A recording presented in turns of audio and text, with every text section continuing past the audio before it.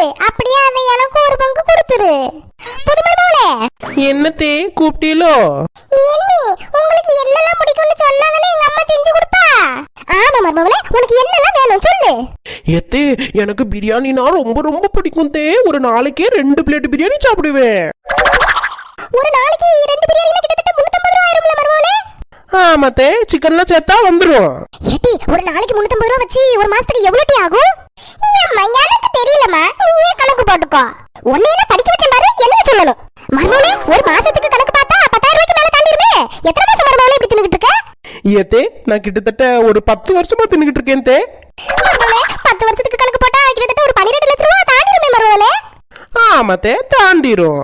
மருமகளே, நான் சொல்றேன்னு தப்பா நினைச்சுக்காத. இந்த 12 லட்சம் ரூபாய் இருந்துச்சுன்னா நம்ம படுக்க கப்பல் மாதிரி ஒரு கார் வாங்கி போட்டு அங்கிட்டு இங்கிட்டு சுத்திட்டு வரலாமே. ஏத்தே உங்களுக்கு பிரியாணி பிடிக்குமா? பிரியாணியா? பிரியாணினா எனக்கு சுத்தமா பிடிக்காது மருமகளே. ஒரு 10-15 வருஷமா நான் சாப்பிட்டதே கிடையாது. ஏத்தே அப்ப நீங்க பிரியாணி சாப்பிடவே இல்லைன்னு சொல்லிருக்கீங்க. அப்ப உங்களுக்கு 10-12 லட்ச ரூபா சேர்ந்துருக்கும்ல. அந்த 10-12 லட்ச ரூபா வச்சு நீங்களும் ஒரு கப்பல் மாதிரி ஒரு கார் வாங்கிருப்பீங்கல்ல. அந்த கார் எங்கிட்ட வச்சிருக்கீங்க? காட்டுங்க என்கிட்ட.